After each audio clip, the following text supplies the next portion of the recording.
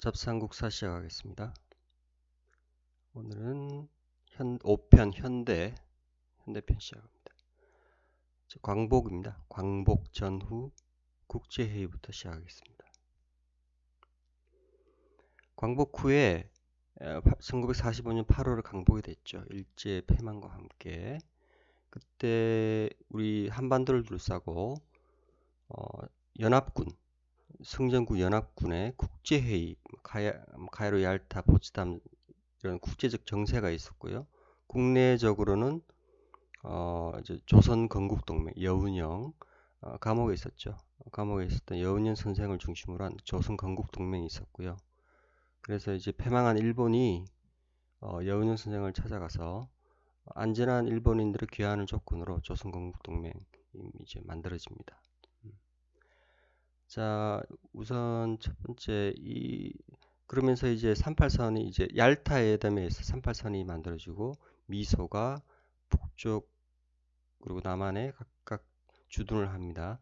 그러면서 모스크바 삼상회의 쭉 이렇게 흘러가다가 결국에 48년에 정부 수립까지가 여기서 가장 이 파트에서 문제가 많이 출제가 됩니다. 이 흐름을 읽어야 되는데 그 사이에 이제 국제 정세와 국내 정세 문제가 막 복잡하게 뒤섞입니다.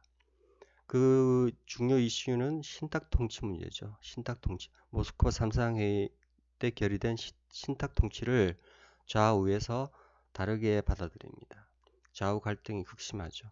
그러면서 이제 이승만 대통령의 정업 발언이 나오고 좌우 합작도 실온칙이 또 만들어지면서 이런 결과를 거쳐서 정부 수립됩니다. 이걸 이제 쭉 이제 이해를 하겠지만 바로 암기부터 시작해도 됩니다. 자, 암기는 모스크바 삼상회의부터 시작할게요. 미스정, 좌우 2번, 윤호, 못난 미스정이 쌍꺼풀 수술을 좌우 2번 했는데 윤호, 당신 알아? 이렇게. 자, 모스크바 삼상이 45년, 미소 1차 공동회의가 46년, 정업 발언이 46년. 근데 이 순서가 미소 다음에 미스정입니다. 좌우 합작, 그리고 좌우 합작 7원칙이 발전되죠. 좌우 2번, 2차 미소가 좌우 합작 뒤에 2초 미소 공동회의가 열립니다. 그리고 이제 유엔의 한국 문제가 이관됩니다. 47년. 일단 이 정도로 뭐 암기하시고 하나하나 우리 이해하도록 할게요. 자, 그 전에 이제 국제회의부터 다루도록 하겠습니다. 국제회의는 카이알포모미죠. 카이알포모미. 제일 처음에 이제 카이로 회담은 적당한 시기에 한국 자유독립국가 해방을 결의했습니다. 그 얄타 회담은 1945년 2년 아주 중요한 회담이죠. 미영중이 아니고 미영소련입니다. 소련이 들어옵니다. 소련. 이게 이제 비극이죠. 그러면서 이제 미국과 소련 사이에 이제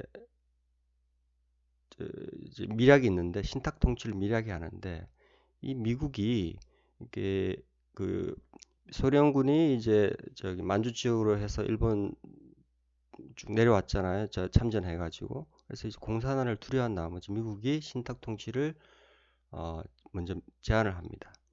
그리고 그러면서 이제 38선을 분할해서 들어오기로 결정을 하죠.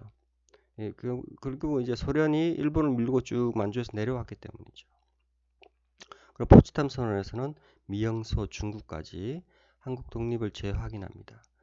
그리고 또 중요한 게 모스크바 삼상회의죠.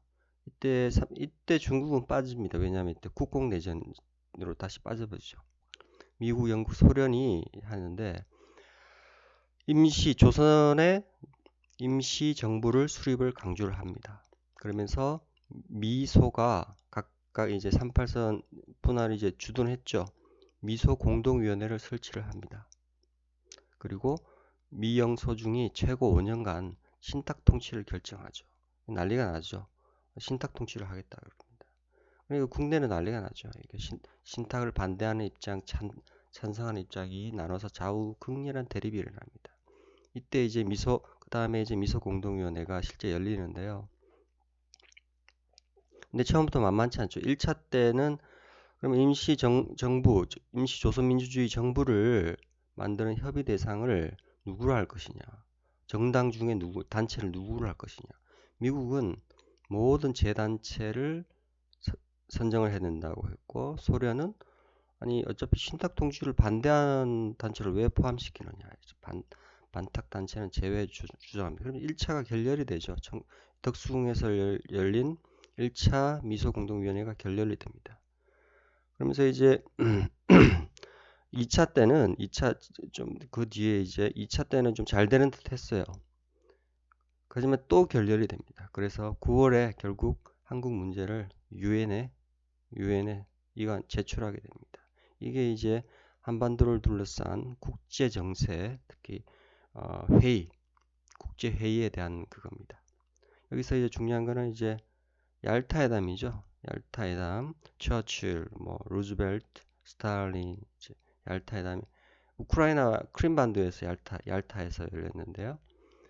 이제 성전국이죠. 성전국이 회담을 했지만 이때 한반도 문제를 논의하죠. 살짝 논의하는데 결국 이 문제가 한반도 분단의 씨앗이 됩니다. 왜? 38선을 분할을 결정했기 때문이죠. 그리고 신탁 통치는 나중 모스크바 회의 때 나오지만 신탁 통치를 먼저 미략을 해놓고 38선 분할을 결정합니다. 얄타회담. 그리고 이제 미소공동위원회 이제 덕수궁에서 열렸던 미국 측, 소련 측 이렇게 중장 별 3개급들이 이제 위원회 대표로 덕수궁에서 회의를 합니다.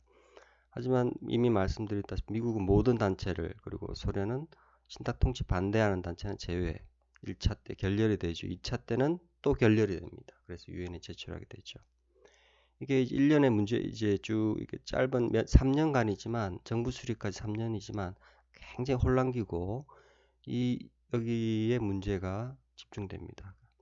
자, 다음 시간에는 그럼 국외 정세는 이랬고 국내적으로는 우리가 조선건국동맹 이후 건준이를 어떻게 이어졌는가 국내 정세에 대해서 알아보도록 하겠습니다.